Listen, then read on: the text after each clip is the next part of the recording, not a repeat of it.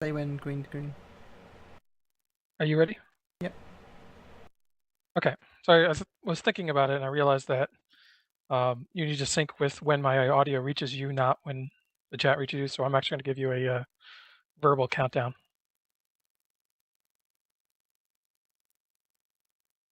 As convoluted as all of this sounds. Any last objections before we start?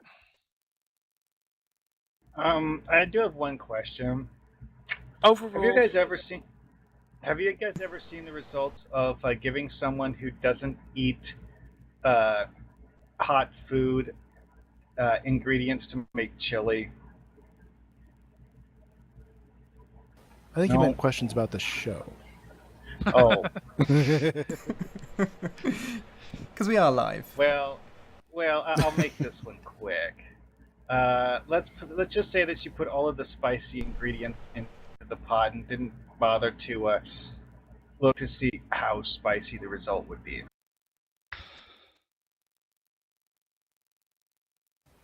And on that bombshell, I believe we are ready to begin. All right. Counting down. Really missed the music. Counting down in 5, 4, 3, 2, 1.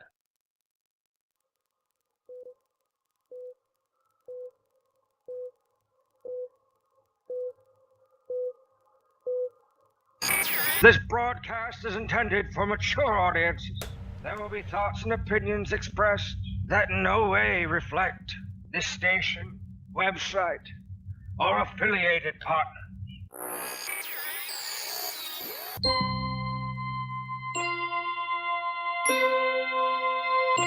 Space, the final frontier.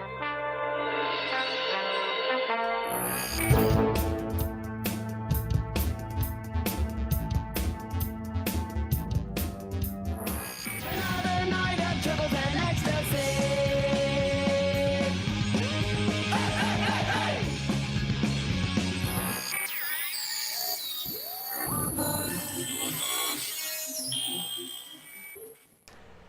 Hello and, Hello and welcome. What? Who are you? I don't know. Where am I? What's this? We've got extra voices in here. Well, maybe we have extra voices. Oh, okay. Okay, I think some time streams have got crossed here. Well, Sir, message coming in from Starfleet. Apparently there are temporal incursions occurring all over the Federation. damn it, Wesley! Well, hello. I'm Midnight Shadow, and with us today we have got a whole heap of people. From Tribbles and Ecstasy, I'm your host Midnight Shadow, and we have Skipper. No, we don't. He's not here. We have Sunseal. Hello. We have Woody. G'day, everyone. And from the Foundry Roundtable, who are with us doing this podcast mashup, we have Drogon1701. Greetings, everyone. We have Green Dragoon. Hello. And Mark Hawkman. Good evening. Welcome. Surely you should let them introduce themselves. Oh, I think he did. It's pretty good. Okay. And we also I usually tell horrible lies about everybody, and you know, this is much better. This is like truth coming out here. it's a proper introduction. What do you mean coming out? Are you trying to get all funny up in here? No, not again. No, we don't want to drag Woody through all that again. But we also have another guest. We have Nick Swinford from Stonewall Fleet. Hi, Nick. Hey there. Now, one of the first things we're going to talk about is Pride Weekend, which is on next weekend. Now, Nick, can you tell us a little bit about Stowe Pride and sort of the background, sort of what's going to be happening, when it's going to be happening, and how people can join in?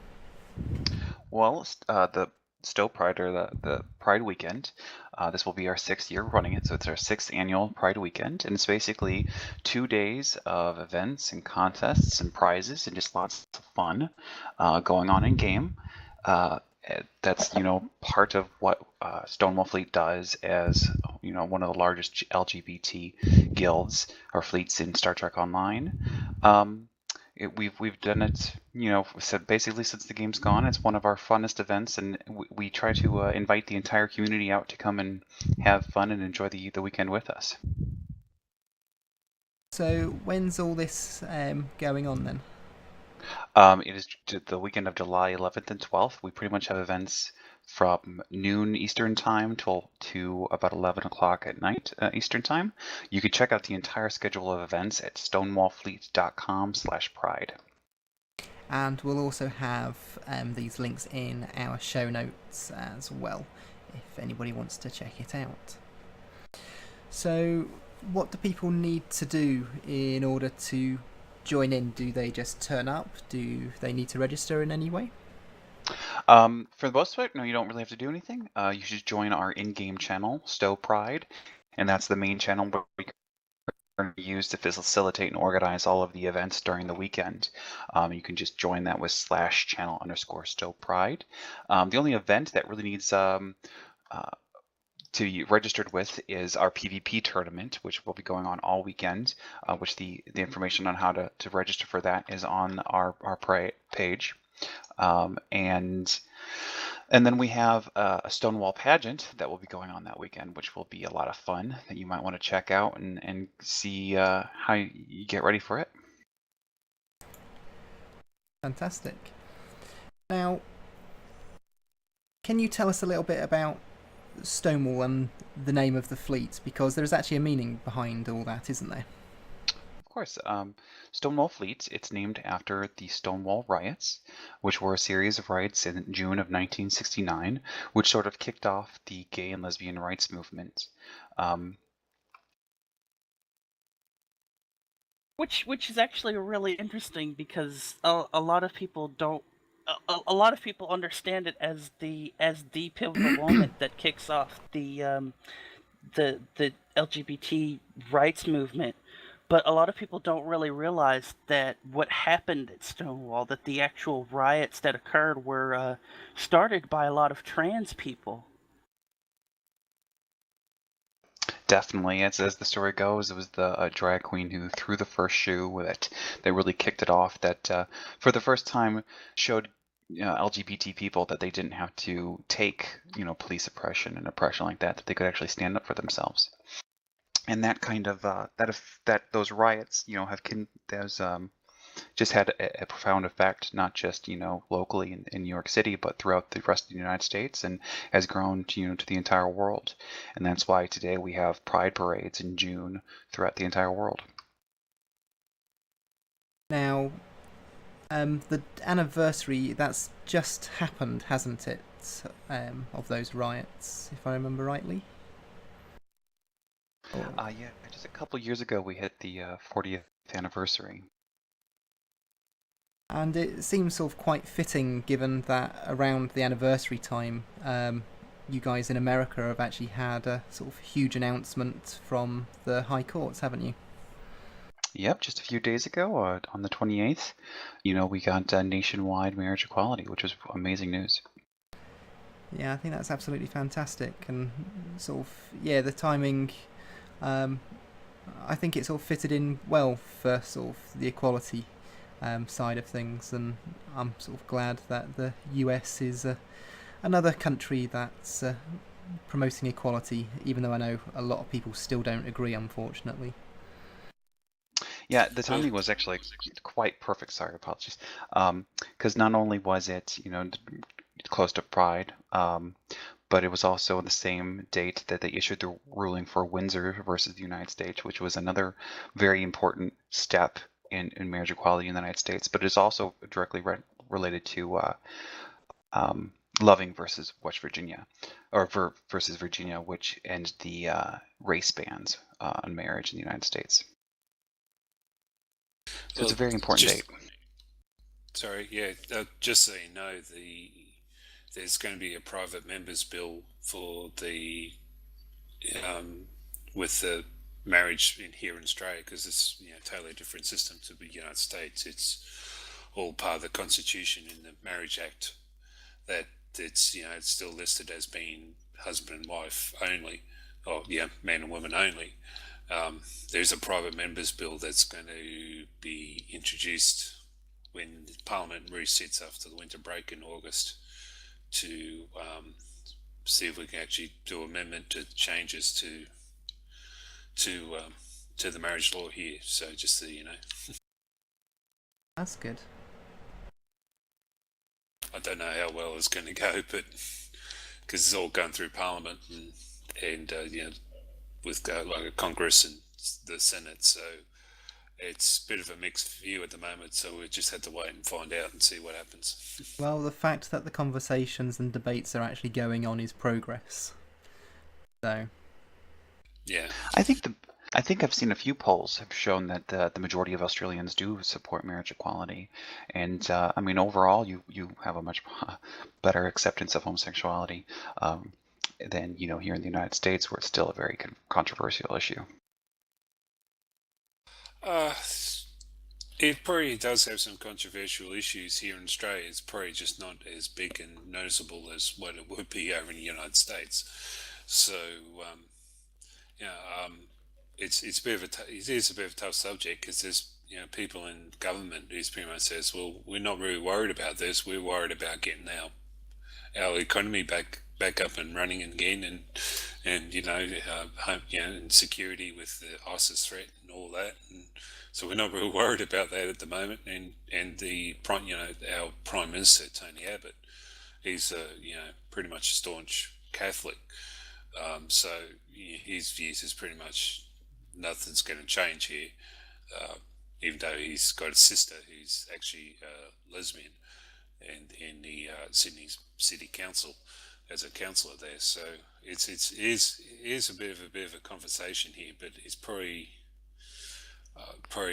compared to the United States, it's probably not going to be a very go overboard with it type thing. Well, we Americans like to go overboard. You're On telling everything. me. You're telling me it's like. Didn't we spend like a whole thing throwing tea overboard? Yeah, Good but that was times. for a different reason, and honestly, that was more entertaining than most of the demonstrations related to this. We threw the tea overboard and went, coffee, bitch! Well, also the simple fact is too, because you guys seem to have your independence, England couldn't find anywhere to put their convicts, so they went and set them all down in Australia. So if you guys didn't have your revolution, we wouldn't have Australia. Well, probably would have had Australia, but not right then. Well, you're welcome. I heard a quote that So said, it does have America its benefits. America got the Protestants and Australia got the prisoners, and Australia got the better end of the deal. Never heard that one before. Kind of hate it. Now, Nick, is there any way that players can help out? Is there anything that you guys need, as in volunteers, prizes? Prizes always help. We kind of dust out the back of the closet when it comes to Pride, and we kind of pull out all of our best stuff. So if anyone has some stuff that they wouldn't mind donating to kind of replenish our stocks after this, and or stuff they want us to give out this year, we would very much appreciate it. Well, what I'll do is, on behalf of Tribbles, I will provide 5 million energy credits, and I think I've got some ships as well, and I'll also give some codes as well for some Zen. So I shall sort that out with you this weekend. I'm afraid we're rather more poor over on the Foundry Roundtable side. So all of your money is in dilithium, and that's not exchangeable, is it? Exactly. Unfortunately not, no. We may exaggerate our dilithium sums.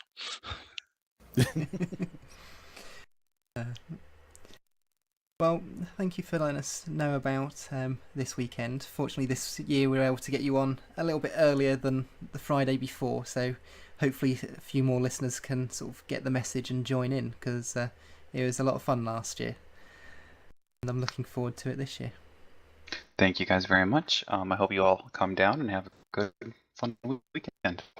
Would you like to stick around and join in the conversations for the Star Trek Online news and everything else that we're doing, or do you have to disappear? I'm going to head out, I think. Not a problem. Well, thank you very much for joining us, and good luck for next weekend. Bye.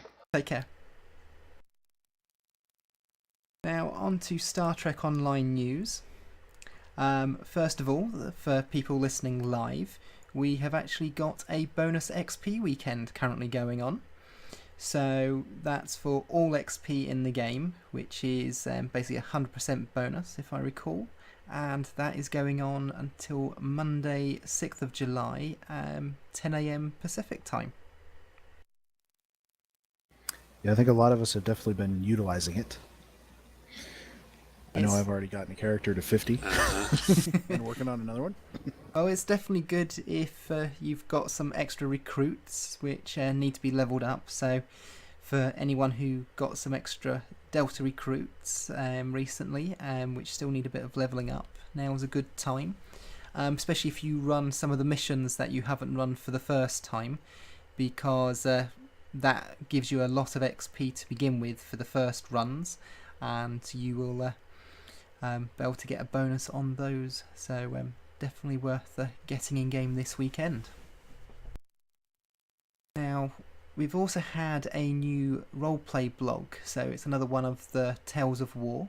It's number 11, and again it's another one from the Klingon side. Now it's really good seeing these stories develop, and it's more about sort of them. They've sort of taken a big hit. They're sort of feeling a bit diminished, but they're not giving up. Definitely well written. As we've sort of discussed before, it would be really good if we could actually get a lot of this sort of text sort of out of just the website and sort of in game, even if it's just going to a console like you do through the Reputation system, because it's got some really good story sort of telling in it. They have a bit of a history of that, don't they? With things being written in the magazines and on the website, and it just never quite shows up in game. And unfortunately, I mean, if you don't go to those other media outlets, you're going to miss it. Yeah, it's really unfortunate that that happens, and I think it would be a sort of a nice thing to do, or even if you had to, there are NPCs of these characters where they told the story, like, I don't know, even DS9 going to Quark's Bar and you see one of the team telling the story. So even if it's not exactly the same text, I just think it would be really nice, or if you could even associate accolades to it, and sort of even Something if you... I've always wanted to see is them to reopen Memory Alpha as a lore hub, which would be a good place to store these kind of stories, as long as things like the Path 24 and 9 and all of these various background elements that aren't obvious in game. That's an interesting thought. Because, yeah, at the moment, Memory Alpha's still gone from the game, isn't it? Yeah, you can't even use it as a social hub now, which is annoying. Well, that I didn't quite mind, because I always hated that map. It didn't... Well, it had Foundry doors on it, and there's no equivalent for those doors in the current game. Okay. Yeah, and we had Foundry missions that utilized it and you know, had actual like objectives on the map, you know, go talk to somebody and that sort of thing, which unfortunately just sort of got, that part got erased, so if you didn't redo your mission, there was no way to complete it. Well, I suppose old missions where people aren't playing anymore, I suppose they won't have been published again, because didn't you have to go through a manual republish in the last couple of... We've gone through several automatic republishes, and actually during the last one, you know, it does it for you. But during the last one, there was a bug where, you know, the new sector space, things didn't translate quite a little bit, and a lot of missions in the beta quadrant didn't get republished automatically. So there may be some of those that used to be on Memory Alpha, couldn't really be completed anymore and are now unpublished. Yeah, with me personally, I've been finding that any of the missions just goes to doors. Like I've had a couple of missions even that's changed now that started on First City or on ESD, and they never got published. I had to go in and publish them myself, so they never got the auto-publish happening. Well, one thing that is, I guess, a positive with the loss of memory alpha is that if you do it right, you can rebuild your mission to kind of use memory alpha, because we do have Foundry assets with a similar geometry. Although memory alpha had certain rooms in its interior that used assets we can't place in Foundry, we have things with a similar theme, like those annoying doors that you get stuck on constantly. They're a very recognizable aspect of memory alpha, and we have those in the Foundry, as annoying as they are. I just I always wish we thought it had would be that fun. big sun sculpture hologram or whatever it was in the main room. That thing was cool. Yeah, the giant glowing thing was awesome. Well, Can I say we're impressed by shiny objects? We are, yes. I think Well, that's the- actually still. Actually, I think that's still actually in the game, because I remember with this upcoming Foundry mission I'm about to play, we have something along that nature in one of the rooms, so it might be still around. There are certain specific things on the old memory alpha map we don't have. Most notable are the big depressions in the floor, because we have most of the tables and consoles that they have in memory alpha, the floating crates and all that stuff. We have those, but it's the really big stuff we don't have. I always thought it'd be cool to do a design in the new memory alpha as sort of a Foundry contest. That does But, you know, sound it's kind of- intriguing. It's one of those things that Cryptic's never going to want to put the resources into redesigning something, because it's such a transient addition to the game. But the yeah. Foundry authors are all about throwing tons of effort against transient goals. Well, the issue is with memory alpha is, of course, that's always the place for R&D, but sort of as a nice way to move on to the next subject, there was a blog with MMORPG where they interviewed Al, and one of the things they talked about was the new fleet holding that we're getting, which is going to be sort of doing more with R&D itself. So I think that makes doing something with memory alpha sort of less likely, especially in the short term. Well, the part about the removal of memory alpha I could never understand is that they could have simply, made it so that the R&D stuff was no longer functional, and just let people wander around it as an empty social zone, like Andoria. I mean, to me that seems like it was a viable option, but that's not what they chose to do.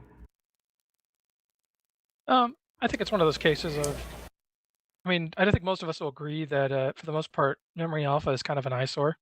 I mean, it's launch content, and not to diss the tremendous amount of work that must have gone on to get the Stow out the door in the short amount of time they had to develop it. But it shows its age. It isn't as high quality as the stuff they've done since, and kind of like the exploration zones, they just kind of felt that it did more harm by its presence than it did good. Well, you could also say that it totally got replaced and pretty much not needed anymore and decommissioned because of the R&D crafting system they put into the game. So it's just literally not worth actually hanging on to it anymore and just getting rid of it altogether. So in some hindsight, they could easily say that they shot themselves in the foot with what they wanted to do with memory alpha as a whole. Well, I mean, coming from watching a couple of those episodes, if you remember, Memory Alpha wasn't just like this R&D place, though. It was like the central collection of all the Federation's collected everything. That's why it was called Memory Alpha. Well, wasn't it also like some alien ruin that had a giant computer in it or something too? I believe so, but I can't remember offhand. And I think that that's kind of what Green Dragoon's suggestion is about, is making it more like a library of knowledge and storing all of this lore rather than a crafting place. And it would give Cryptic the opportunity to completely redo the map or something. That sounds make it really like nice. a good idea to me as well. Because they could stick the lore in from all factions as well, so it's not just specific to one faction. And especially now the map's Especially opened now that up everybody can go everywhere. in sector space, everyone can get there. And part of the tutorial could be at particular points during sort of your progress is to actually, even if it's an optional, is to go and learn the lore about sort of what's been happening as you sort of progress through the missions.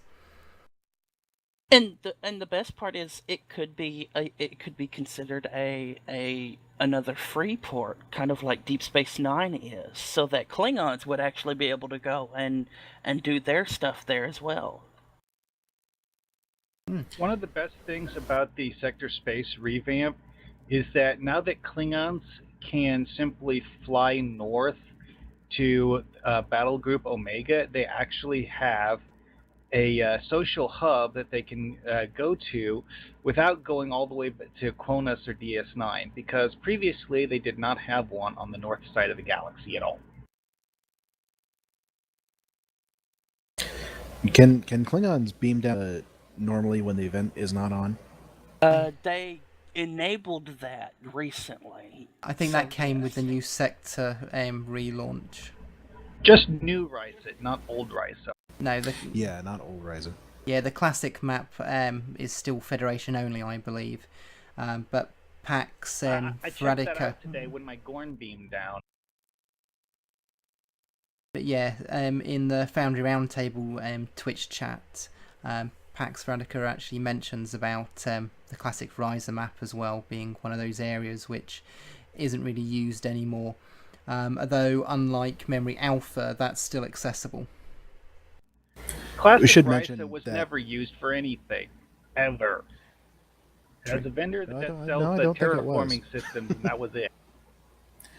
I should mention that this episode is going out over both the Foundry Roundtable stream on Twitch and the Tribbles and Ecstasy Holosuite Media Twitch as well. So we got both of these going at the same time.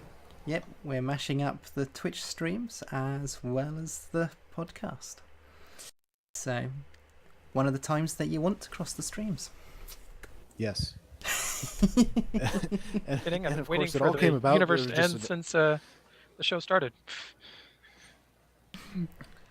It's only been how long since we started that we're mentioning this? Half hour? Sounds about right. I hate temporal mechanics. That's okay. We can, fire up our temporal whatchamacallit that we get from one of the Delta Rising things, and that'll go right to the beginning of the show. Or we can just fire up Anorax's time ship that we're getting in a new lockbox. Yeah, but that doesn't and erase the whole show from existence. Oh God. No. Yeah, that wouldn't go back in time. It just erases things from time. Well, that's okay. I'm sure we can all think of things too. We could get rid of the Department of Temporal Investigations. That would be nice. Yeah, nobody right? likes them. No, I've got a character in the Department of Temporal Investigations. You'll have to better delete move him. to Section 31. Now, that character has never existed. Now, going back to this blog, the main thing it was covering is actually the new Armada system. So, fleets can finally get fleet help. Now, there's also been a blog about it on the Star Trek Online website as well. So links will be in our show notes for these. Now, what's going to happen is you can now team up. So you'll have a top level fleet. So that would usually be the biggest fleet. So a fleet that's maxed out everywhere, which will be the Alpha fleet. And you can then invite up to 3 other fleets to become beta fleets. And those fleets can invite 3 of their own fleets to become gamma fleets. So the whole armada size will be up to 13 fleets in total. And depending at which level you are, will depend on sort of what you get in regards to rewards.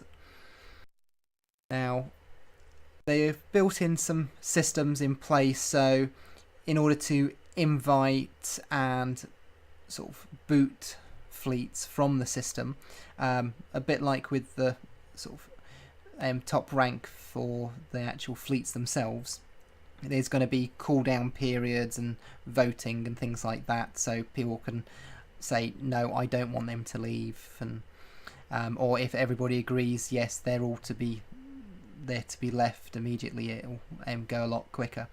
So they've built in security to this, but it's definitely a welcome sort of improvement to the game. It's something which a lot of people have been sort of crying out for quite a while now. Ever since the fleet system became about getting stuff and contributing things. Yeah. People have been asking for help in some way for small fleets, and this seems to be able to provide it. Obviously, people will have to test and not figure out all the ins and outs in the system. They did answer a few questions over on Reddit, I noticed, during the week, and one of them was, can you, in these big fleet armadas, can you have cross-faction? Can you have KDF and Fed Fleet? And unfortunately, right now, no, you can't. Yeah, we had Jeremy Randall, Borticus, he said that in the forums as well. It's not a system, though, so they're not telling what the actual finished version will look like. Yeah, and they did mention they may investigate and see if they can do that at some point. Yeah, it's also... I was going to say, I think the hard part, though, is just that the disparate nature of the two factions. Because, I mean, look how much headaches have been surrounded the Romulans as a split faction. Yeah. And I don't think it's a case of they don't want to. It's just a matter of it is such a pain because the system views them as these two very different entities. Yeah, they're still down as blue versus red within the sort of game backend. But it'd be good if, because we do have social areas which are open to all factions, so it would be good to extend basically all the fleet areas to actually all of them to be cross-faction, so you can invite people, because what's in these areas are the same for both factions. So yeah, it would be really nice. But it would make it difficult from a story standpoint if, and obviously we know they have story planned out through next year, like the middle of next year at least, because of comments that have been made by the devs. And you know, what happens if after the Iconian War is done, there's a pulling apart of the factions? You know, we've all been getting closer, been getting cuddly, alliancey, all that kind of stuff. You know, what if after this war is over, we start hitting each other again? I don't think that's going to happen. Now you have all these things that are... We're not gonna hit each other when we have to deal with Superboard. Come on. The real question is, how is the Iconian War going to end? That's going to tell us a lot about what happens down the road. And my best guess is that they're going to end the Iconian War by setting up the next threat. What that is of course unknown as of yet, but you know, they're thinking of something. I'm could really be this hoping... other... Possibly. Well, the other, yeah, we don't know what that is, and that's one of those things that's been kind of nagging at me. It's like, wait a second, why haven't they said what the other is yet? They keep talking about it, but they never say anything about what it is. And of course, there's the fact that we know that the Iconians live in multiple galaxies at this time. Yeah. Well, I don't think they're ever going to split up the factions because there's now too much effort being made to basically bring them all together and to allow sort of things to be more cross-faction. I think to break that apart would just sort of complicate things because already there's a lot of things that don't make sense. Sort of like you go fighting the Klingons, but yet you can still go and visit them technically if you flew out that far. If you could wait that long to actually get there and you'd be getting ships. We're absolutely to a point where it's very difficult to pull apart again, and so I mean I wouldn't, but you know what I don't have any control over Cryptic. I don't know what they want to do. Yeah. I'm doing the Fed Klingon Alliance. I just can't visualize them doing that at this time. Although I really have to wonder what their next expansion is going to be because they're probably going to announce one in a few months. Well, yeah, well, if you look at the calendars and stuff, or look at the in-game calendar at the moment, it's like shows what we've pretty much gone through with Time in the Bottle, the Riser event, then there's nothing right through August. So obviously there's going to be this is mentioned on the MMORPG.com article that we'll have a season 10.5 coming up, and I know they're pretty much looking at season 11 already because last week Serenius Rex actually tweeted a photo of all of them in a room and looking at a PowerPoint presentation sort of thing. If you look closely at that PowerPoint presentation, it says right at the top, season 11. So obviously they're starting to get their focus onto season 11 now, and they'll probably come out in November. So you probably find with if there's going to be expansion coming out, they'll probably do a big announcement thing like they did at Vegas last year, and which is coming up again. Yeah. Next month. Yeah, or in 2016, because usually there'd be like a 2-year gap between actual expansions from the and we haven't heard if they'll have any Delta presence at Rising STLV yet. Legacy Rumbles. I think it's fair to say they probably will have something. I believe that there was a recent interview that said that they were going to be at STLV this year. Yeah, they are going to be there, but they haven't said in what capacity and whether or not they're going to be doing any more panels. Spoiler alert! To not be there, but they're probably keeping quiet because they don't want to spoil it, and they're hiding something that they want to surprise everyone. I would expect that they're going to announce season 11.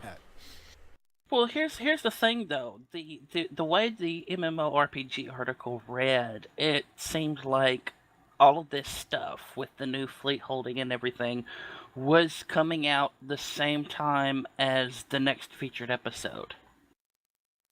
Yeah, it did read that way. Which would be in about a week or two.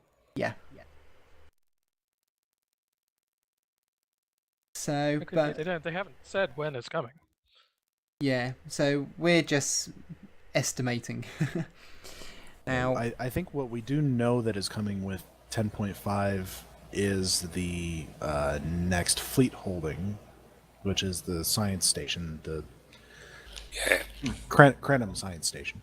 That's right. Well, one thing I noticed when doing the last FE is that they created an icon for Krenim faction characters.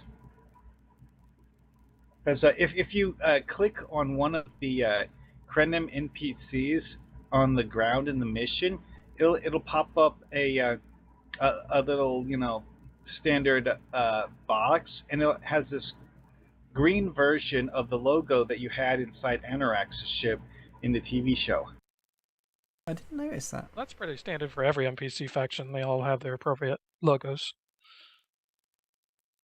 I don't tend to click on the NPCs to bring that up, so I hadn't noticed it personally. Yeah, in Foundry missions, that's how you tell what mobs used to be before they were reskinned. But yeah, it's definitely welcome change to have the Armada in. What's going to happen is, according to the image that Trendy created, that there's going to be a new tab on the fleet window, which actually says Armada, and you've actually got from there, you can then view and manage everything, or at least the fleet leads will be able to. So there are some tabs for overview, roster and holdings. So hopefully what will happen is if you click on holding and you click on one of the other fleets, you'll be able to see the different holdings and then sort of contribute somewhere or another to there.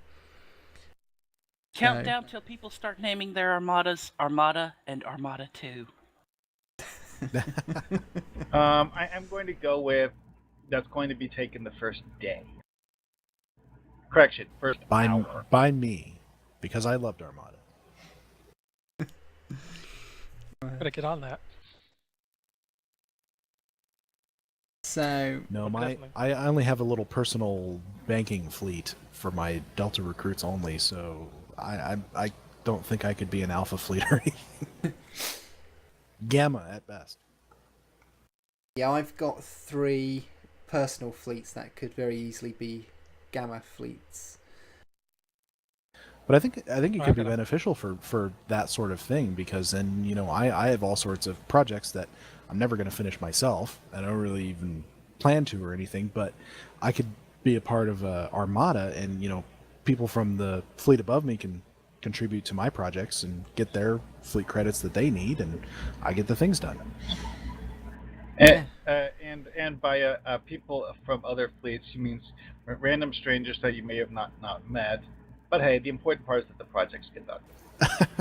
Well, I would probably join up with Starbase UGC the only or people I know. downside to not filling it yourself is that you don't get the fleet credits for filling it. Whoever actually fills it gets the fleet. In small fleets, it's so easy to get free credits, just because you're the one. Basically, it's unrestricted for you. Dump stuff in your fleet. Well, and this is how it helps larger fleets, because larger fleet, for an individual person, it might be hard to actually find something to be able to contribute to, because there's so many other people contributing. So you can take a look at somebody's project on a lower fleet below you and say, hey, that's open. I can contribute to that and get my fleet marks or fleet credits that I need. Well, Melati has over 1 million fleet credits, and I actually don't go out of my way to have her gain a particularly large amount. Truth is, most of the characters in the Federation Reborn fleet of mine have somewhere in that neighborhood, simply because of the fact that it's a relatively small fleet, and you have lots of opportunities to contribute. Yeah. You'll be wanting to spend those, because when I'm in KDF, I'm a member of a fleet called House of the Forsaken, which is a relatively large fleet. And if I want to donate fleet marks to a project, I need to wait until a currently completing project counts down. And then, as soon as the next one becomes available, click on the Contribute Marks button before someone else does.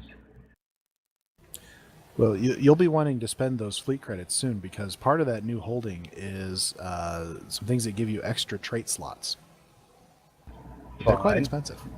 Like 150,000. I heard it also has some nifty kit module too, and those are probably not going to be cheap either.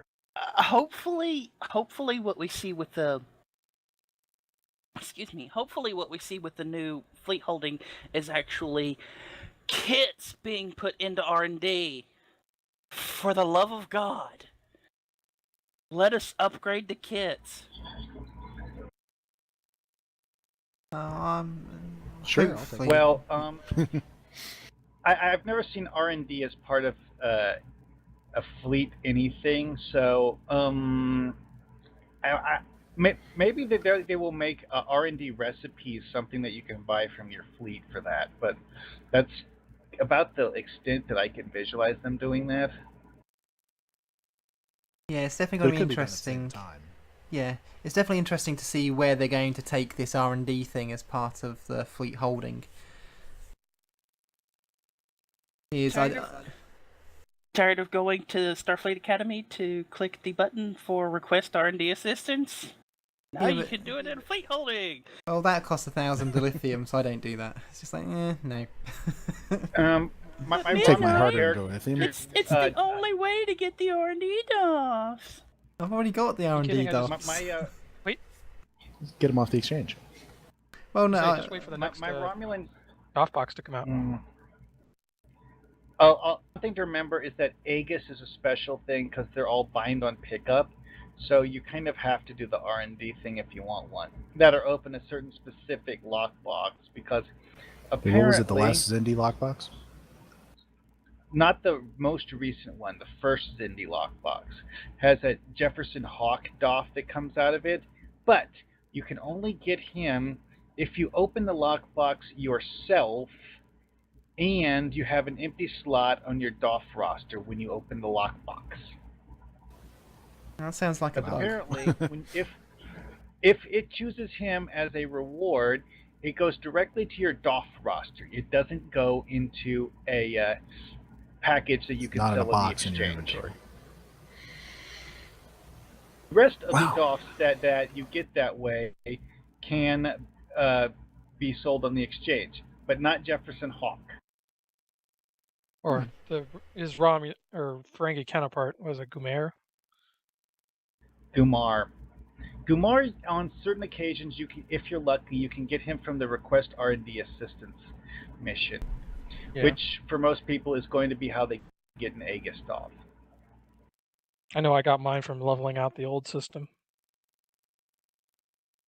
I have several copies of Gumar. I never bothered with the old system. Oh, I maxed that out, so I've got when I sort of got carried over to the new system, I got a load of DOFs from R&D, so I haven't really needed to sort of get any. So, but in all fairness, I mean, the Aegis DOFs aren't that necessary. I mean, the Aegis set is the only thing they craft, and while it's not a bad set, it's there's certainly better sets out of reputation. Yeah, I haven't actually. Because I'm now level 20 on 2 schools, nearly 3. The rest are all 16. And I still haven't actually crafted the Aegis set yet. I'm going to wait till I've maxed out on 20 and then I'll probably do that. So hopefully in the next couple of months. I've only used Aegis on one character. And after she got Aegis, I literally never used any other equipment in those categories. Just because I like it that much. The new crafted Aegis set, is that now account bound after you equip it? Or is that put to I know it's supposed to be, but I haven't tested it. Yeah, because I hadn't tested it. Mine is character bound, but I crafted it back before Aegis had a dilithium cost in the old system. Okay, so it's the old system, yeah, because they were all character bound, because there was talk of it being account bound, but I never recrafted it. It is account bound. Well, that's good, because out of all my characters, I do have a lot of low level ones, so it'd be really good to be able to send it over when sort of the others sort of get to a relevant level. I believe it is no longer crafted as levelless. It's now automatically Mark 12. Okay. Yeah, it is upgradable. So you have to be level what? Is it 50? To use I think 50. 12 will be 50.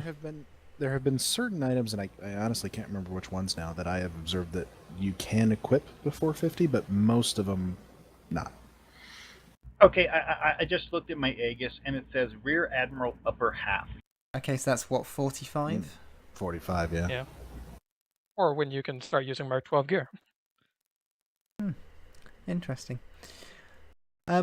Well, some of the other things that have been listed in the blog as well is, especially for fleet leaders, welcome improvement, is a way to actually export your fleet member list. So it will include information such as the status column, the join date, rank change date, sort of all the information like that, and it'll export it into an Excel CSV file. Now, from what the blog says on artgames.com, it looks like it'll be a new command, so it won't be an option within the actual fleet system itself. So you can't just go to your fleet window and have an option. You'll actually have to put the command into the chat window. So you'll just have to put /export guild member list in, and that will generate a CSV file. So I'd expect that probably just generates it to a particular folder within your hard drive. A bit like with keybinds, it looks for a default location, and screenshots, again, it defaults to a particular place. So I think that's probably what's going to happen with it personally. Well, I mean, if you're smart enough to do anything with an Excel file, you're probably smart enough to figure out a command keybind. Exactly. But no, it's definitely good, especially for the large fleets as well, or fleets, because there are a lot of fleets where your progress within the fleet is actually based on how much you've actually donated to the fleet itself. So that's really going to help those fleet leaders, because it means they can just export it, and they can actually they can compare columns, they can do sorts and filters within Excel and all these other things. So it's definitely going to be a very welcome addition to the fleet system that I know a lot of people are going to be very happy with.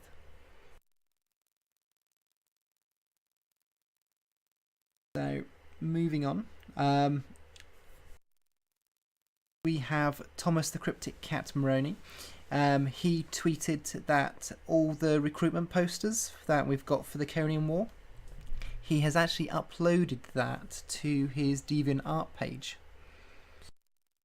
So if you do like them, take a look there.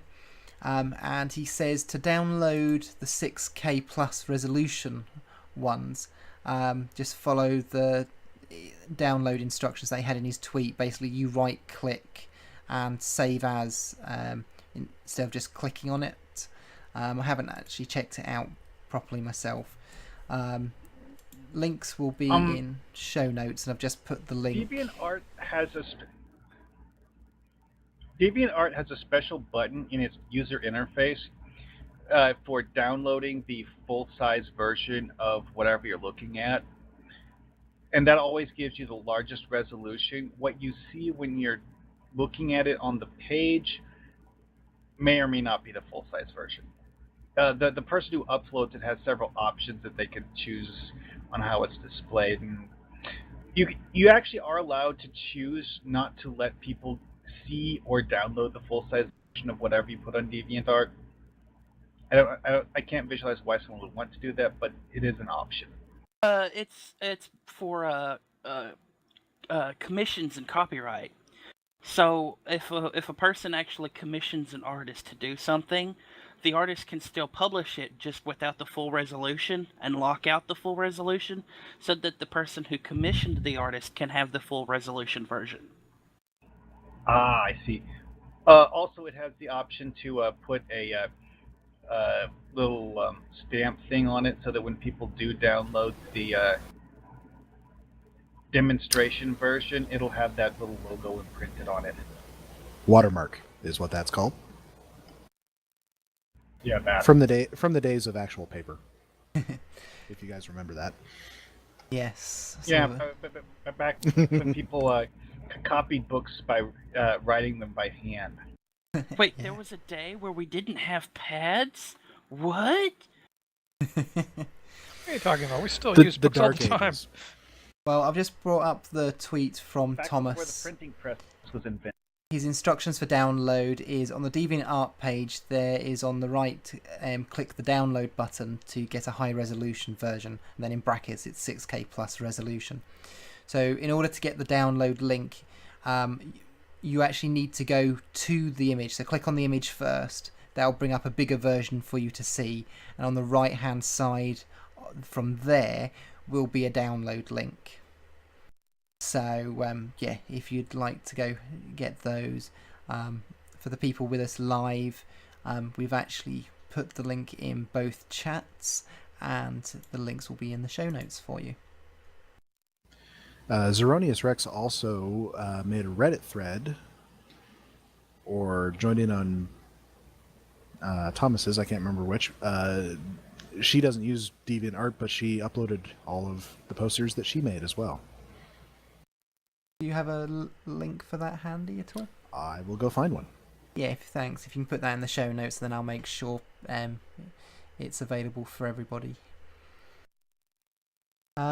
Release notes. There wasn't much in this week's release notes from July 1st. They resolved a couple of small issues. One was regarding being able to earn the weekly reward from Time in a Bottle. So people who did have issues, that should now be available. And they've also had a look at resolving an issue that prevented one of the battle cruisers and the Fleet Avenger class from being able to equip the cloaking device console. They've also extended the summer event by 1 day, so that will now run until the 17th of July. And that was related to the downtime last week, I think that was now, wasn't it? So, yeah, that people have... What was it, Wednesday or Thursday? I think it was... Or no, was it Wednesday after the patch, right? Yeah, it's one of those days. I don't know where the days have gone recently. Like that. Well, I don't know, it was while I was all at work, so... Well, the reason they did the patch early this week is so that players who had been having an issue with the mission rewards could actually play the mission now and get their reward for last week and still be able to get Thursday's reward, because the way things were going, the player, when they played the mission, was literally locked out over a full week, the people who were having the issue, to get the next set of rewards, and that's not the way it should have been. So they were fixing it so that people could get the rewards, and then Thursday, when Thursday came, that week's option was actually opened to everyone, including the people who had just like, you know, frantically tried to get that week's reward. Well, from what I was told, the reason for the change of the day was actually because of the 4th of July celebrations, because it's a holiday weekend. So, from what I believe, because of that, they're taking Friday off, like not all Americans, but a lot. Yeah. So a lot of them weren't in the office today, from what I understand. Patch goes up on Thursday, not Friday. Yeah, but it gives them an extra day, so if there's a problem, they've then got Thursday to fix it. Because if there's a problem with the patch on Thursday... They usually wait a week to patch anything anyway. So, emergency patch. They do sometimes This is do the major emergency stuff, yeah. patches. If they need an emergency patch, somebody will be in the office on Friday. I can guarantee that. So, but yeah, the idea was that they wouldn't need to do that. Time and a half. I don't know. Emergency patches aren't something they can necessarily do immediately. It might take them a day or two to get the emergency patch done. And it's not always about patch either, is you know, the things that require them to take the game offline. You don't want to have people come in on a holiday to do that if you can avoid it. Yeah. But from what was said, I can't remember where it was, if it was the forums or from speaking to some of the devs or something, but somebody had mentioned that the reason for it being a day early was because of the holiday weekend. I want to be hopeful and say it's for all the players out there, not, you know, we're jealous pricks. Oh, come on. We wanted to take a day off, so... The devs need a day of rest, right? Right? Well, maybe? If you notice, every time we have one of these events, the summer event, the winter event, something always goes wrong. Always goes wrong, and they have to extend it by a couple of days. Well, that's the nature of computer games. Something always So- goes wrong. So, in Murphy's that, Law, right? In that, right, that means that during a holiday, something is going to go wrong in Star Trek Online, which they're going to have people in the office anyway. Well, as I said, I think that's only if they The need question is to. whether it's Might something happen. major or minor. Yeah, I think they might have people on standby, but I think as a general rule that everybody would sort of have a holiday weekend. Cryptic nurses, they're on call. Well, that's it for Star Trek Online news. So next we actually have a Live Foundry review. So this is our Roundtable segment where we're actually going to go through and play a mission. So, Woody, do you want to tell people what the mission is called as you picked it? Yes, I picked the mission. They're going to play it. How's that work? The mission is called "The Ends Don't Justify the Means" by Zeus NCC 1701. So, how we're going to do this? We just head straight on over to the Unis system now. I think we'll need to team up. One thing to note is that NCC whatever goes by the name Pax Federat on the forums.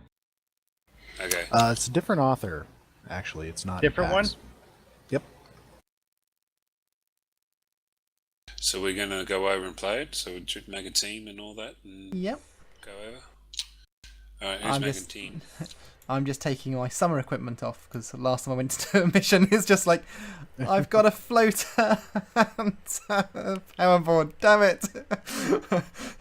Where's my hypo? Okay, so Pax Federatica is NCC 89471, and you're talking about Zeus NCC 1701. That is correct. Mm-hmm. Just double checking to make sure I got the right one. So I'll make team with the four of us that are here. Are you able to share the mission? Of course. Unfortunately, no. They removed that ability for Foundry missions. Apparently, we have to were go accept it. exploiting Yeah.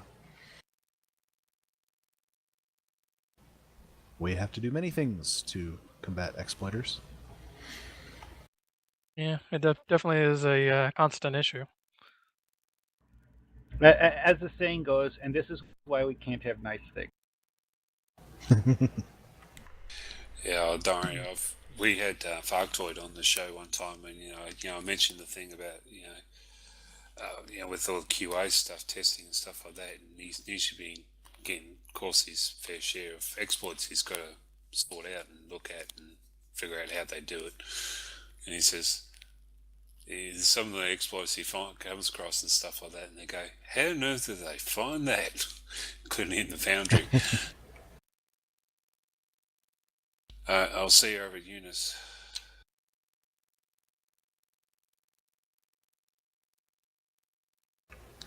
Oops, I think we still need one more on our team here. Do I need a hopping game? Is that you lying down there? If you want to join us. Right. Who's starting the team? Already have. We got one more spot. Well, invite me. Well, the beginning dialogue box. Okay, I already found one typo. It says, the ends don't justify the means.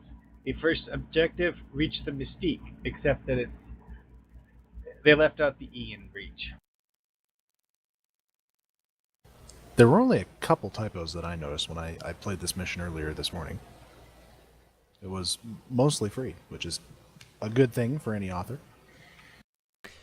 Yeah, well, the first there dialogue. Are paid Foundry missions? What? Well, the first dialogue box joke, goes, Admiral, I have an important mission for you, security level 15. Rendezvous with my ship, the Mystique, in the Una system. Admiral D out. So then it tells us to head to the Una system in Cirrus Sector. And then it says, note, with sector space revamp, you may have to fly around the system to find the Una 2 system to enter.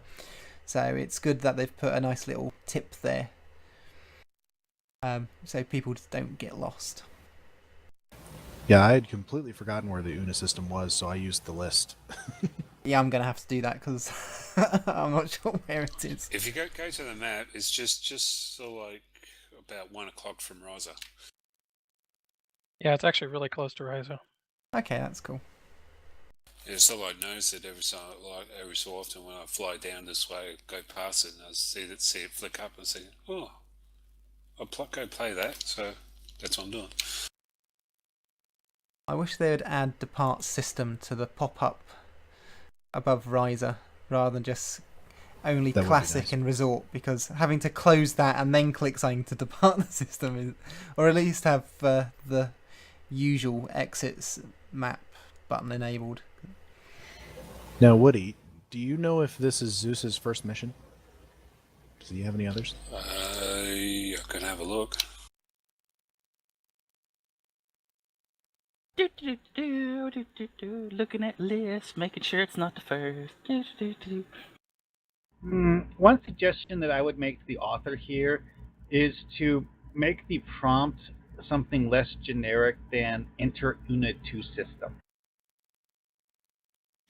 That's where I like to put the name of the mission so that people know exactly where that they are starting the mission. That's the button to click. Because if you make it something generic like enter una 2 system, people might get confused by, well, they might confuse that with one of those generic patrol enter system buttons. Which this system happens to have. Cryptic hasn't been particularly consistent in the way they start their missions, but I think the general modern standard is to just say begin and then in single quotes name of the mission.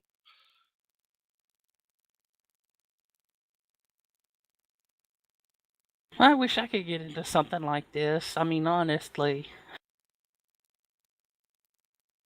I tried looking at the Foundry once, and I had the same system shock that I had playing EVE Online. Just like, nope, gonna have to research.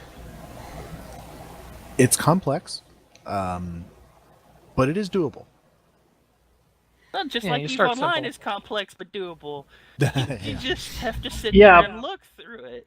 Yeah, but unlike EVE Online, you don't have the other players trying to hunt you down and kill you and take your stuff. Unless you script that into well, the mission. Sometimes.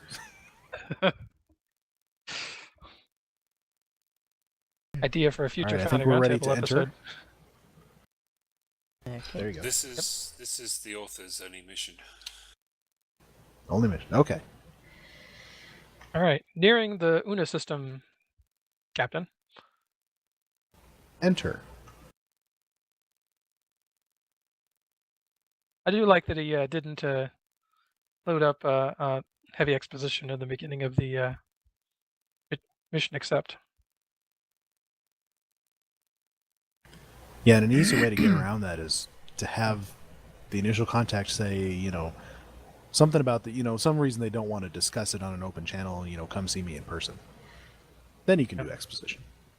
I think the best way is to try and space out your exposition, not dump it all on them at the beginning, but kind of slowly reveal things. My preferred explanation, or my preferred method of dealing with it is to set it so that you have a reason why you aren't just going to tell people everything. Like for the Beta Rana incident, the Admiralty tells you that they detected some sort of weird anomaly and they want you to investigate it. They don't know what the anomaly is, so they can't tell you what the anomaly is.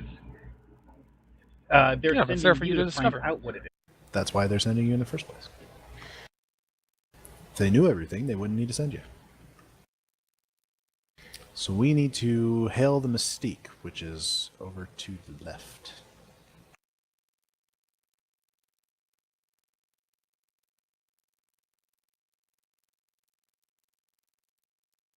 It's just become a test of who has the fastest engines. And who got a head start? Apparently it's me. Now, are we going to go on read all the Captain. dialogue here, or Yeah, I think we should. there's not a ton of dialogue, so it won't go too slow. Fleet Admiral Fleet Admiral, thank you for joining me. I have a very sensitive mission to discuss with you. Please beam aboard so we can discuss the situation. I'm sending coordinates from my deck. Acknowledge. Wait, we And really we have are a team all of 5 engineers. engineers? That is just what I noticed. Yes, Guys, that is like at the least best possible makeup you can have, right? exactly. At least you know you're going to have enough firepower in the form of turrets. We won't actually need to fire a weapon. We'll just put down all our turrets and just let them do the job. Well, no, it's not even that. You've got the turrets, you've got the support drones, you've even got, if you've got it equipped, the Shard of Possibilities, or the Alachi turret drone, Maybe or the little horses. flamethrower So many drone. possibilities. Which actually reminds me, is one of the recently discovered new items from the new fleet holding is fleet kits with powers from different professions on them. Oh, so they are doing the crossover kits this time. Yeah. Well, the Neat. power is built into the kit. It's not a mod. So I'm assuming it's a slightly weaker version of what a proper profession would get. So it's kind of like locked to being a Mark 10 version of the module, and you can't upgrade it. One thing to note here, as we're in this interior here, is that I believe this has been fixed on Tribble. This thing where you get certain areas that are black, that are dark, they don't have any lighting. Yeah, That was in the notes. It looks like there's a glitch causing this area to be treated as shadowed when it. That's why you got two something NPCs So, there whenever- to fix it for you. And whenever that build goes live, we should have that fixed. A very big empty office you have here, sir. This is one of the things I noticed when I came in here. There's a trap to using this map, which is that it is very, very big and empty, and you have to really work at it to make it not seem big and empty. Unless that's what you want. Admiral, welcome to the mistake. This is one of Starfleet Intelligence. Okay, he misspelled intelligence. Mobile command centers, but you're not here for a tour. Let's get down to business. What I have to tell you is classified top secret. Only you. He used the wrong version of your command crew can know. Understood? Understood, so sir. you and everybody watching Twitch, don't tell nobody. And he misspelled captain in the next button. Oh well. Excellent, let's get down to it then. Starfleet has been working on a highly classified project in the Kinger system headed by Captain John Marcos. Captain Marcos. We become good friends after meeting him at a seminar on Earth. Sorry, I've got it on the screen, which is a few meters away from me, so it's a bit hard for me to read. That is why I requested you specifically, Fleet Admiral. He has always spoken quite highly of you when discussing the work you two have done together. What does this have to do with Captain Marcos? We haven't heard from the base or Marcos in over 2 weeks. No communications, no reports, nothing. All attempts to contact him or the base have ended in silence.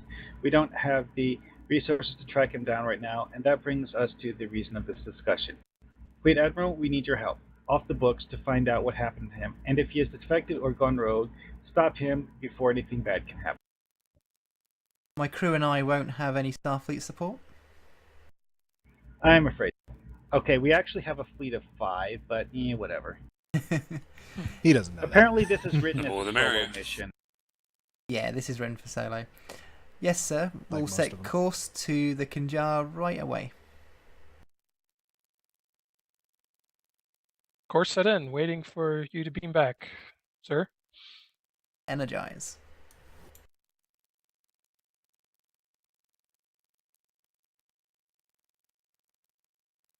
That's some impressive trick you got there with your knees, sir. That was a pretty good thing of all of us actually pressing our com badges all at the same time. That's It's all years of training that we did before. Of course, you probably didn't 4 years of see it Starfleet because I was standing Academy. on the hologram table when I did it. One thing that's always bugged me in game is... Synchronized comm badges is a required course at the Academy. Well, your NPCs do it with you, and that's always bugged me, because, of course, in the TV shows, it's always the team lead that hails the ship to say beam up, so all your NPCs shouldn't be hitting their comm badges. So it's just like, don't you dare do that, that's my job! It's because all the Well, all that the was Federation 40 people years have ago. one Protocol human has animation that changed. includes the... My best explanation for why they do it in Stowe is that they're using the comm badges as a transporter relay. So tapping the comm badge sends a signal to the transporters that can be locked onto yada yada yada. I really like to know one if they have to press the comm badge when you're leaving from a transporter pad. Supposedly, the comm badge allows them to have a lock on you all the time. Not to mention your life signs. It's the on-off switch for transporters and communications, guys. Come on. No life signs We're overthinking detected. it. And he left out a space Like we like to in do. between. Oh well. No life signs detected. We should beam down for a closer look. Away team to transporter room 1. Just realized I'm still wearing my casual clothes and never changed into my uniform. Oh yeah, your t-shirt. You're showing and, off the guns. So let me rephrase it. Sleeveless t-shirt. what's the deal with the spinning, Midnight? Thought I'd show off my piloting skills. It's more like drifting skills. I should point out that what Mark is doing may sound nitpicky, but he is actually doing one of the best things you can do for a Foundry author, and that is point out where all of the typos are, because they are a pain to find. It is very hard for us to see our own typos. I once typed up a 2-page document in Notepad, not Word, Notepad, outlining all of the typographical errors that someone made in one of their missions. Why? Because the native language of the person writing the mission was Dutch, and well, some of the things that they put in there were things that might have made sense with Dutch grammar, but not English grammar. It's one of the best things you can do for a Foundry author is do a live play of their mission like this, because you find all of those little things that they wouldn't find themselves. I've seen it in my own missions when people have played them, and I've watched. I can change that. I can change that. I can change that. I can fix that.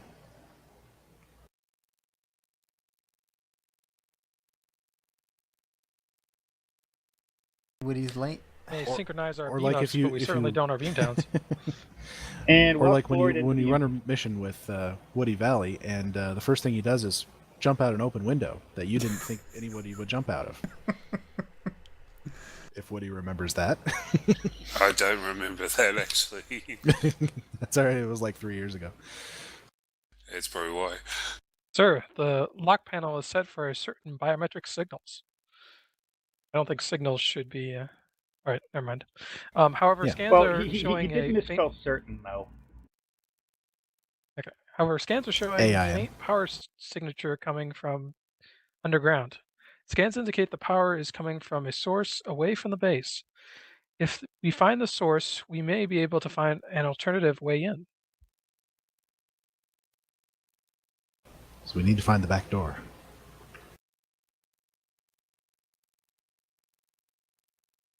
Good luck getting her to agree to that.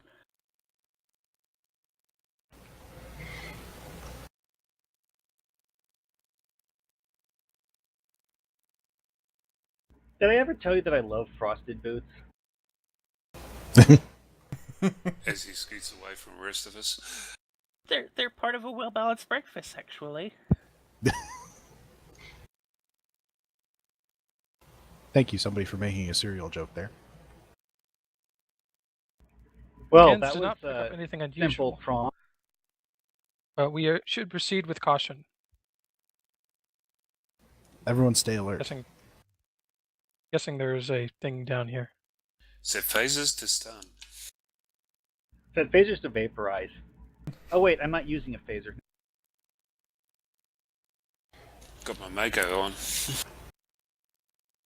I'd love that they had some sort of, variable mechanic like that where you could actually set your phasers to stun if you wanted. Certain Well, that's one of specific those missions do longer- have an option for that, but only those specific missions. Yeah, just a couple. I know Honestly, one though- of the long It was requested probably- Foundry it was features probably a was cheat. Essentially, It makes behind sense the scenes. to me to assume that not necessarily everyone that you shoot dies, because let's face it, a lot of the time you shoot NPCs, they fall down, and then you see them later. Well, Neverwinter's Foundry can do instead of a kill, it's a basically it takes them down to stops at 10% and counts that as a kill, so they don't actually die. But you know what's really funny? You ever been in the Voth, the ground battle zone, with one of the old toss phasers, and you vaporize one of the Voth, and suddenly they just get right back up? The Oh, yeah. vaporization thing is not corpse disposal. It is simply an emote. The corpse Yeah, is still there. Oh, I know, but just having that happen, Well, it makes it look really it's funny. hilarious. It's like, I just vaporized you. How did you reconstitute and get back up? Oops, I clicked the button. Captain, scans are picking up a flux in energy. I think we may have triggered a security system. What kind of security system? You have triggered the automated security system for this base. Please enter the proper security code to identify yourself. We are We are looking for looking Captain. Code incorrect. Unauthorized access protocol 001 has been activated. No more communication will be accepted. That seems like a failed deadly system to me, and thus, I don't like Maybe a bit overkill. I was gonna guess say, a lot of overkill. Windows gives me at least 3 attempts to remember my password. I guess we'll have This to is not a find a way Microsoft in. product. Yeah. Is Microsoft still around in 2410? Technically, no. But They're now a in subsidiary of software-wise, Starbucks, which controls everything. They're now open software-wise, source. Okay. Yeah. I would say if you want to get technical, there is no money in 2410, so I don't think there are really corporations. After the merger with Apple in, what was it, 2525? Yeah. So that's what the hurricane generator does in close quarters. That's actually pretty impressive. In an open environment, that would suck, though, I think. Yeah, I had never actually deployed that thing yet before, so that's pretty cool. I like would imagine the idea behind it is you stand in the center of it, so enemies have to come to you. Yeah, but consoles in most the enemies room will can just tell stand us- back and shoot. Console in It'd the be room can great tell for us the the status board. of base environmental systems. If they're offline, we may be able to get at least basic life support back up and running. Bases should have an apostrophe because it's a possessive. Seriously, if you ever want to have your mission tested, have Mark play it. He's a good So, proofreader. who's reading this? Environmental controls back online. He misspelled environmental in the mission objectives. Needs an N. Very good. Second N. Let's find the way in.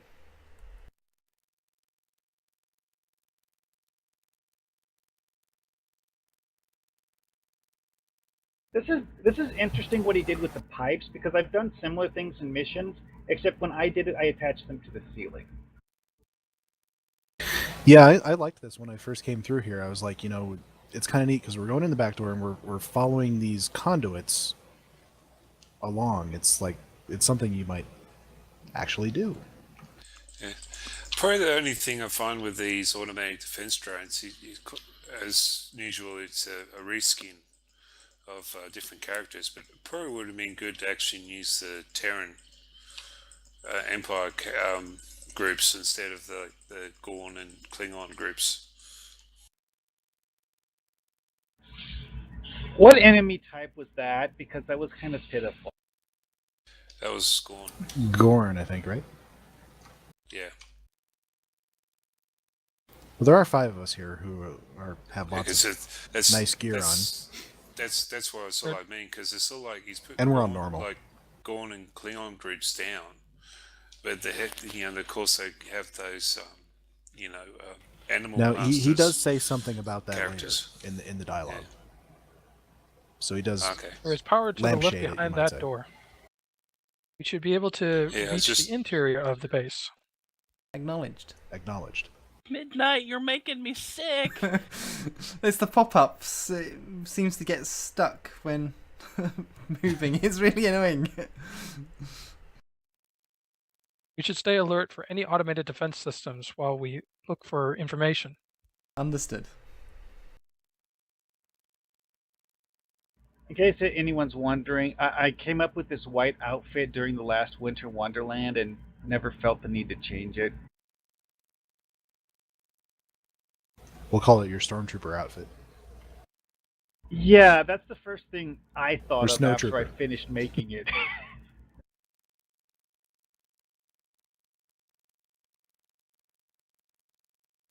I mean, especially with the way your character holds the rifle, because it looks almost exactly the same way the stormtroopers were always shown carrying rifles. Fortunately, you can actually hit things with that rifle. On a good day, anyways.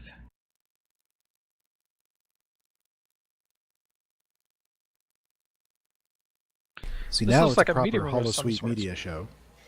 Because we're making references to things that aren't Star Trek. Yeah, Right, Steve? absolutely. You may be This able to get some looks- information from the consoles in here. Yeah, I was Continue. about to say that.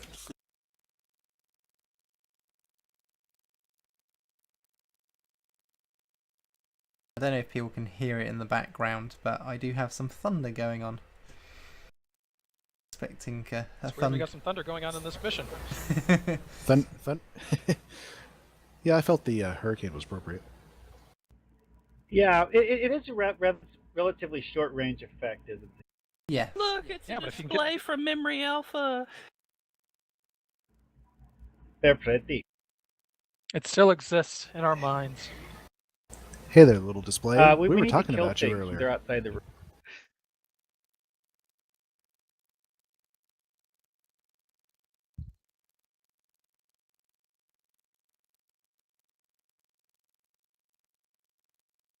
I love Orbital Strike.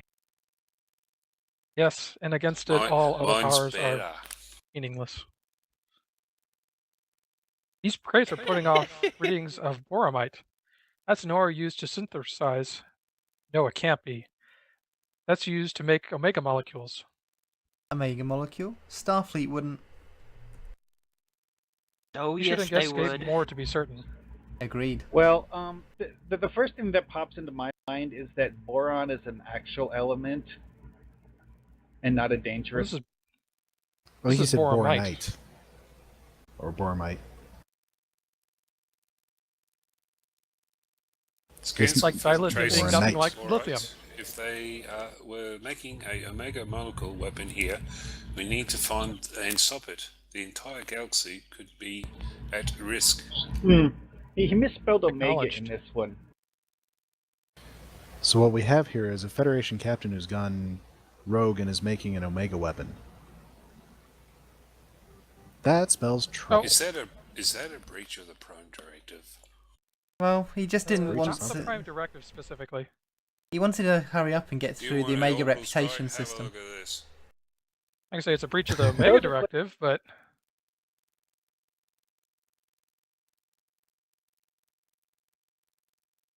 why, yes, those are my ship's phasers firing at you. Through the ceiling. This thing is that my ship actually, And a my quarter ship mile actually of rope. goes around It's a- with it's a drilling disruptor. And this is why I love that my ship flies phaser.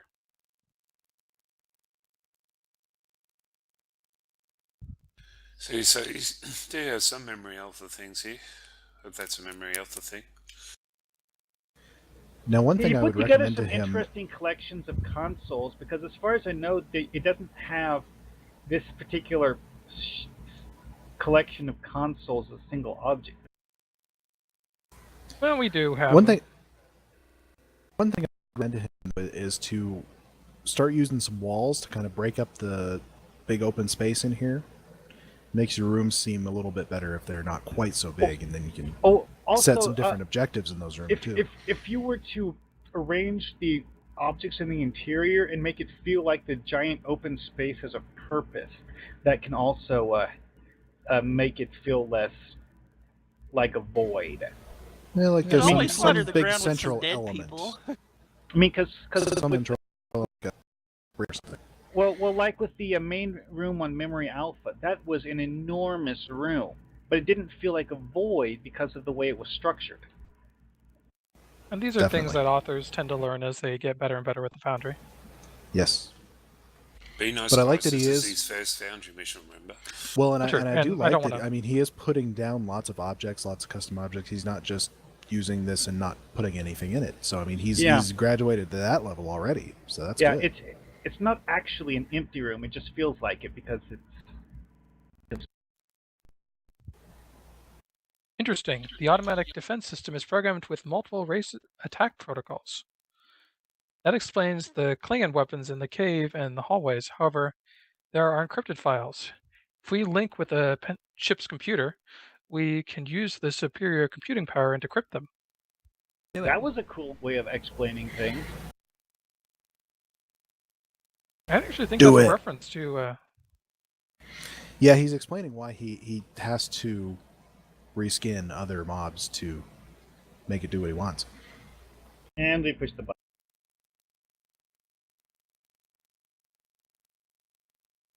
I have decrypted the files. It seems that it seems to be Dr. Marco's personal logs. Let's see them. The Borg continue to invade our space. We push back and they just advance with even bigger force. We can't stop them, not with conventional means. There's only one way to stop them. I'm going to pilot a ship powered, okay, he left out an E, with an Omega engine and self-destructed in the Delta Quadrant. It's the only way. To anyone seeing these logs, please tell my family I love them. John, what are you doing?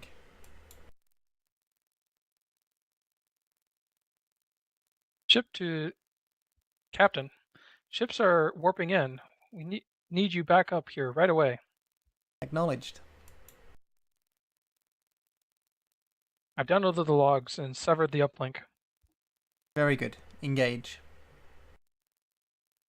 Energize.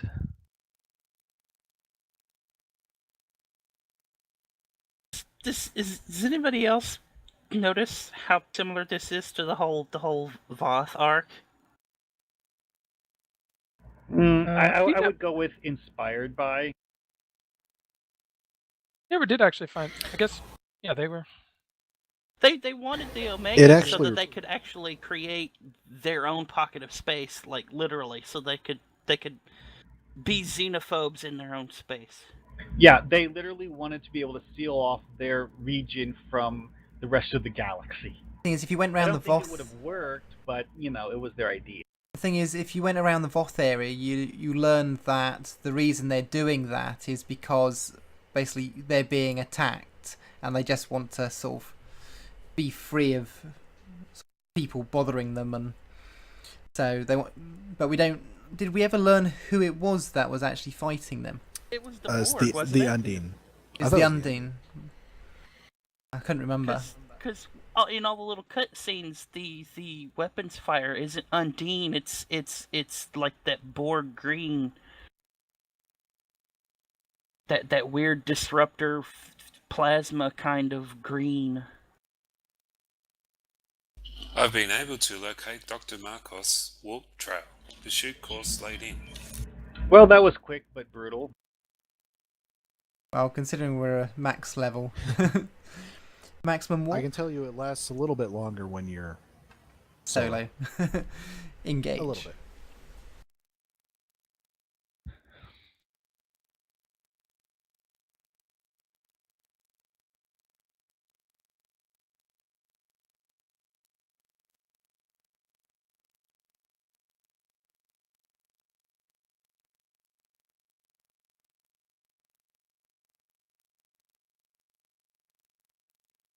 Shadow Wraith 77 in the Whole Sweet Media chat says, ships? What ships?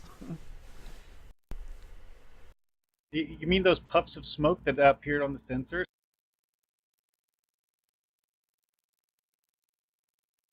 Maybe it was just a blip after all. And for anybody who's new to the Foundry, you will notice that map loading does take an awful lot longer than it does for a standard cryptic mission. Don't complain to the author about that, because there's not much they can do. One thing someone once told me is that anything before 40% is actually the game spawning the instance that you're going to enter, and everything after 40% is it actually loading the map. Yeah, because I had noticed that getting up to 40 does seem to take an awful lot longer. You also notice it on if you're going into a regular in-game map that nobody else is in. It has to generate that instance because it doesn't just always keep an instance open of every map everywhere.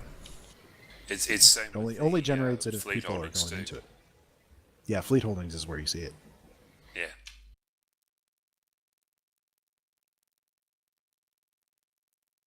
Malati Kasumu, of course they would send you to try to find. Captain Marcos, please power down your engines. I'm sorry I can't. That's the only way to stop them. The countless deaths at Wolf 359, they still come. Captain Picard and Admiral Janeway went back in time and stopped them. They still come. Skirmishes in every sector. Task force is created. They still come. It must end. I understand your frustration, but... No, there is no but about it. I've thought long and hard about this. There is no other. But it could ruin the whole Delta Quadrant. The Quadrant was unable to stop them. They allowed them to come here. They allowed them to exist. It will take more than one quadrant to stop the Borg. Okay, he misspoke quite. Maybe, but we cannot wait for that when we must strike now. John, you cannot really be willing to do this. That should be a question mark at the end.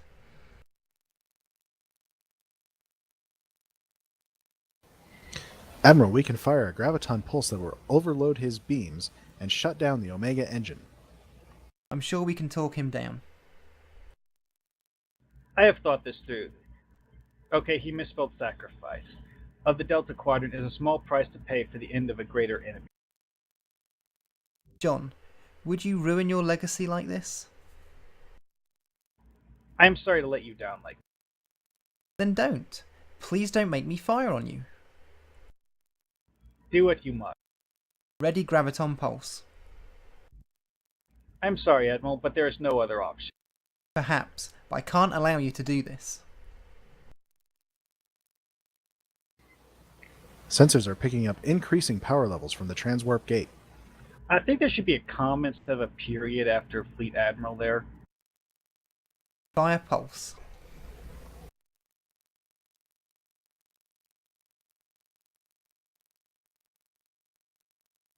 You are always a quick thinker, Admiral. Using a graviton pulse to knock out my Omega engine, I'm lowering my shield and preparing to beam aboard. Thank you, John. Transporter room, Crap. beam him aboard. Wait, that was really the end of the mission? Okay then. Yeah, for once you actually talked him down. More or less. But the thing is that it could be ready for part 2. It could be a sequel hook. Okay, I will He's admit still alive. His ship is still intact. I will admit it wasn't the most climactic ending, but I did like that exchange at the end. It felt really... thought it worked really well. It's like something Captain Picard would do. Well, you talk to the guy. It definitely has that Equinox vibe from Voyager. We have to do the thing. Yeah, there's a little bit of that. We have to do the thing. We don't care about Starfleet. We have to do the thing because it's the only way to do the thing. And we all know how the Equinox story ended. Yes, with talking the captain down. Yeah, talking the captain down, but not... oh god, who was that guy? The first officer. Yeah, Ilana's old friend. It was Titus Welliver. I know the actor's name.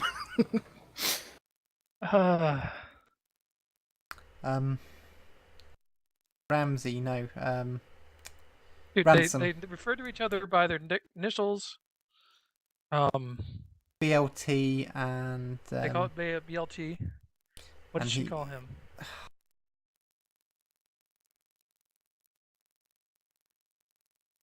I can't remember. It's been too long since I've seen that episode.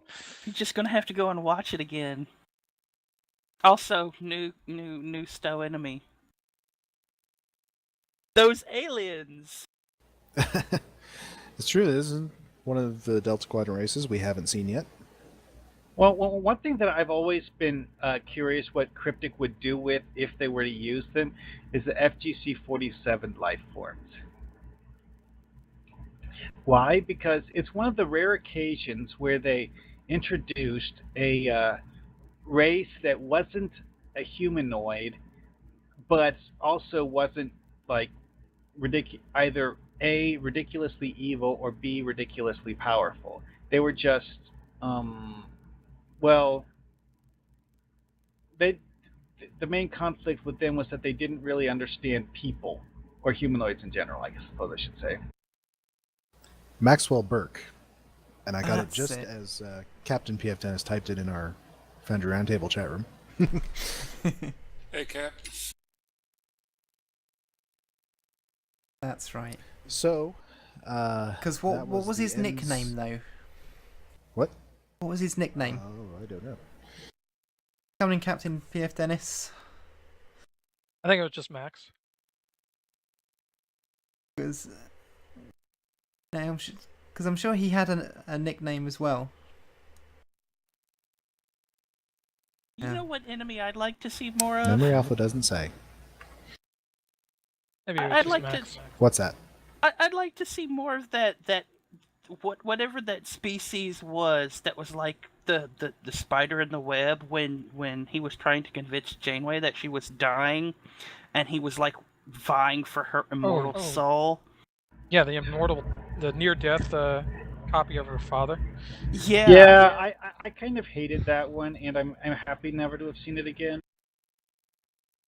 Yeah, I gotta It's agree. like, I think what that kind episode was It was all get out. confusing a bit. Well, yeah. it looks like they were trying to set up a long-term enemy and then just went nowhere with it, kind of like what they did with the bluegills. Well, the problem is that the first half of the episode kind of does one thing and then it shifts gears and it's something else. Yeah, that's very true. Because you have this weird repeating time thing at the beginning, and then it turns into Janeway's dying. Get used to it. Well, my best understanding of the episode is that what appears to be a weird repeating time thing at the beginning is actually a hallucination that Janeway's suffering from. Yeah, but the fact that Chakotay is aware of it makes it weird. Coda is the episode title that we're talking about. Yeah, but Anyway. wasn't the whole thing like that first whole exposition was that she was trying to relive the seconds before she died, trying to fix everything. Yeah, maybe it just wasn't presented very well. Well, it's early Voyager, take it for what it I was. just noticed that this mission has an estimated play length of 18 minutes when you look at the button in sector space. Which I'd say it took us about, 45? Yeah, but we spent a lot depends on more how quickly time you run. talking than most people would. Yeah. Did you guys And have anything you also wanted to finish up with? generally... Sorry, what was that? I was just gonna say, did you guys have something you wanted to finish up with? Because I know we're kind of starting to get close to the end of our. Yeah, we've just time got limit. a couple of bits to quickly go through. Star Trek news. We've got some updates on projects. Nana Visitor has had surgery.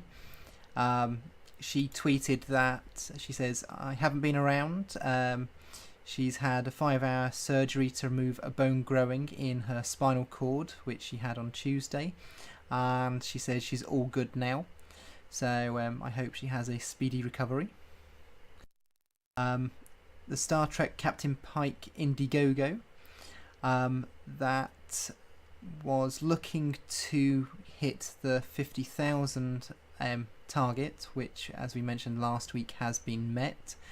And they're looking to get the 80,000 so they don't have to do another fundraiser for the visual effects. So there's 5 days remaining. So please, if this is a program you would actually enjoy to watch, please support them. If you'd like to know more, then have a look at Tribbles and Ecstasy episode 169, because we actually spoke to some of the people behind that at that point. We've had a couple of projects that have finished this week. Star Trek New Voyages Phase 2.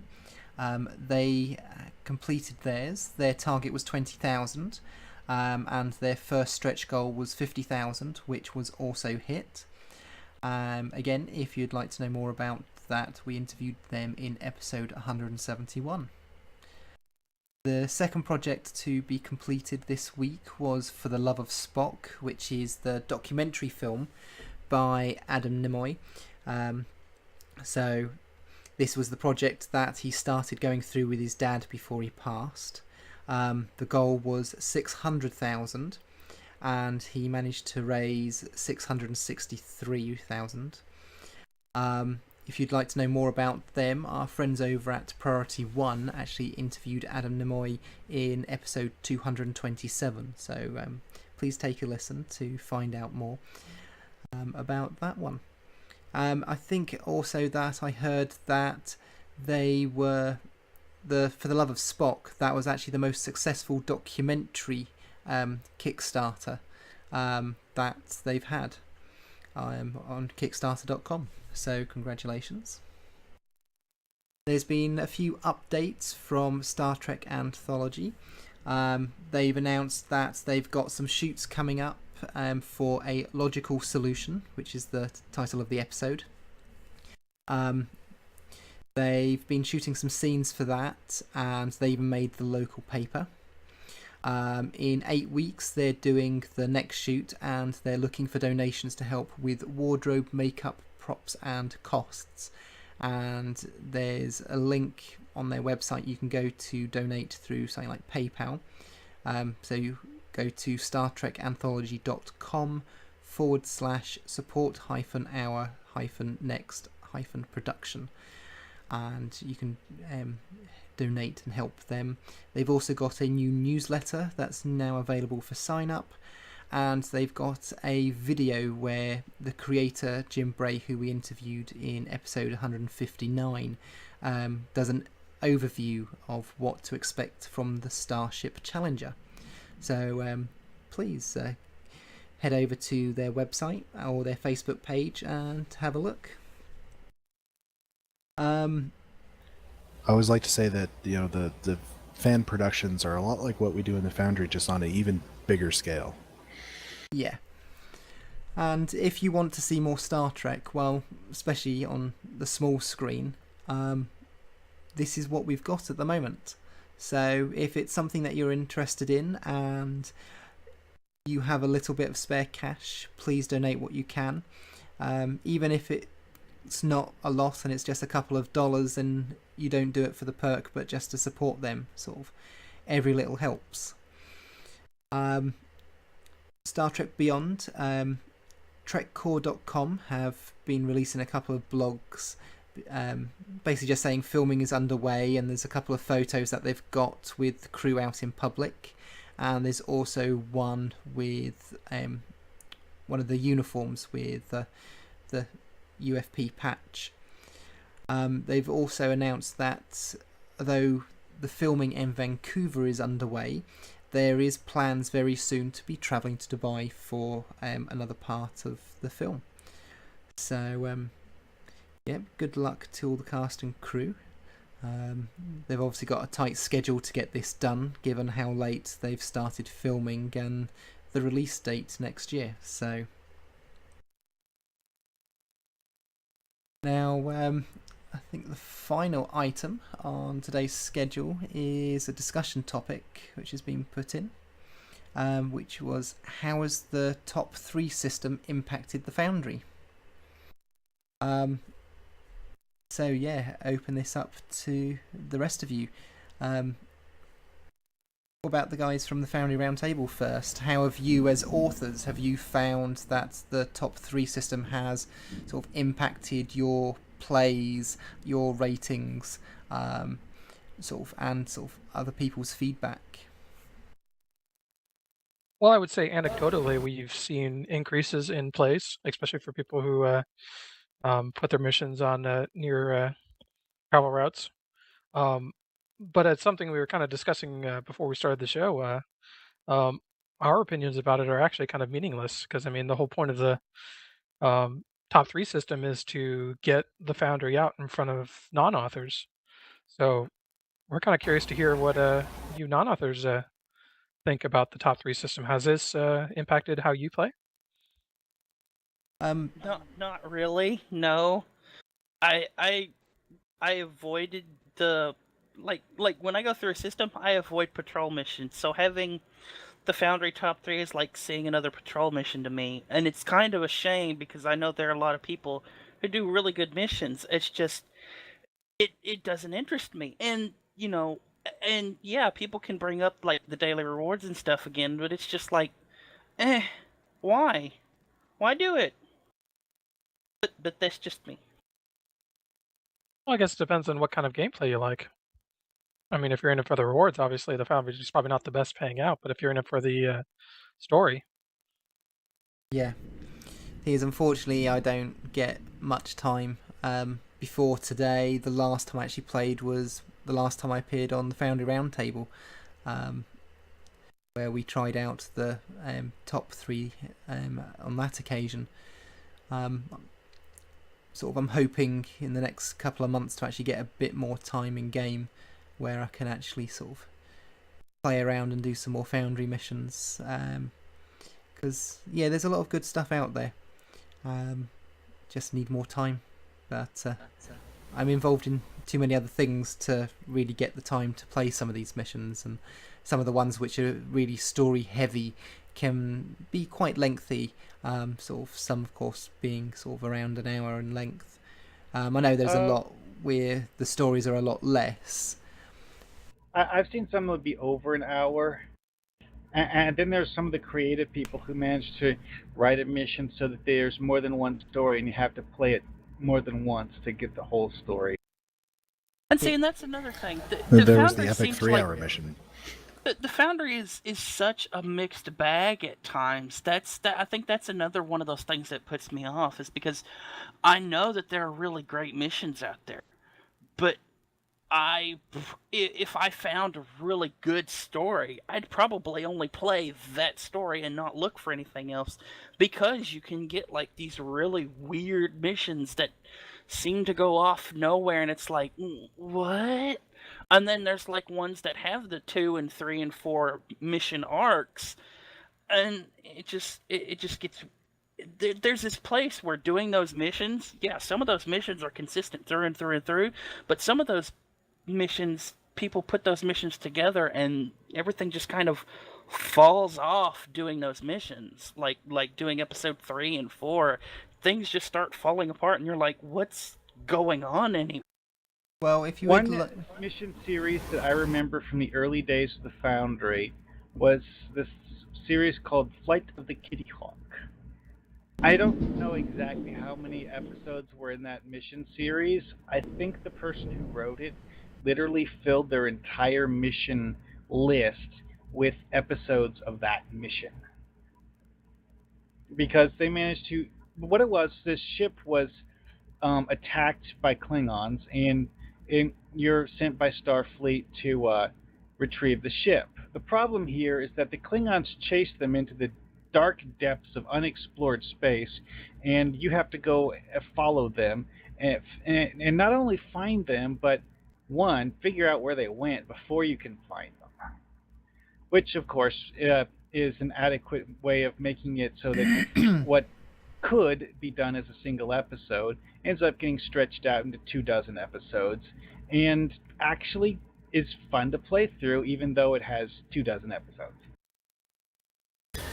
That is the thing that you run into with Foundry missions, is because it's user-generated content, you have people who are, not professional game developers, not professional writers, not professional anything to do with anything Foundry related, and so you come up with a huge variety of quality levels, yes, but also a huge variety of ideas that Cryptic would never have the time to do. So it is a mixed bag, but there's a lot of fun stuff in that bag. And one of the things that the top 3 system does is when a mission pops up there, these are the top missions at this system. So these are missions that other people played and rated highly. Not, also, perfectly and not all 5 stars, but highly. Well, or it's one of the top 3 out of 3. But Yes, true. what you're saying reminded me of something someone said about the early days of Hollywood, is that the studios were more likely to be adventurous and try things that hadn't been done before, simply because they didn't have an expectation as to whether or not it would do well or badly. They would just kind of like go with like, well, that sounds like something cool that people might want to watch, and then they make it into a movie instead of trying to do this, whole thing of figuring out whether it will be profitable before they even make the movie, yada yada yada. And some people think that that has stifled the creativity of Hollywood. Mm, well, I can't really say either way. It does kind of give me, taking it back to the Foundry, is that Foundry authors will basically just like do whatever they think sounds like it might be an interesting story, unlike professional game developers who do all sorts of things to decide whether they would think it will be a popular story. I guess that, I mean, it kind of exists on a curve of you, or a line that you have. On the one hand, you've got consistency, and on the other, you've got creativity. Obviously, creativity produces far more highs and lows, and then you've got consistency, which tends to be the more formulaic. Now, you guys have actually got a website, starbaseugc.com, which is a resource which people could also use to find missions to play, don't you? It's not really ours, but we sort of live there. You haven't kicked us out yet. It's a website that was set up by a Foundry author named Kirkvat way in the beginning of the Foundry, before it had even gone out to the public. And it's kind of a clearinghouse of Foundry related podcasts and tutorials and all that kind of stuff. So yeah, if you're looking for a mission and you'd like to read some reviews and find something that you would enjoy, please head over there and take a listen to the podcast, or just go through the posts, because they're all sort of up there. So apart from starbaseugc.com, where else can people find you guys? Probably the best way for most of us is on Twitter. My @handle is @Drogyn, DROGYN 1701. Dragoon, what is yours? Mine is @GreenDragoon. Dragoon is spelled with 2 O's. And Mark, I think, generally is best available in the game itself. What's your @handle there, Mark? I am @Marhawkman. Which is also his Twitter handle. He does. We try and encourage him to use it a lot. I have occasionally been known to use Twitter. Sometimes. When there's a phaser to your head. We've also got a Twitter handle for the podcast itself, and that is @Foundry Roundtab, because Twitter has a limit on the length of handles. And yeah, it has to be 15 characters. Yes. And for the benefit of our listeners, Steve, why don't you tell us where people can find Tribbles and Ecstasy? People can find the Tribbles and Ecstasy show all over the web. You've got Star Trek Riser, you've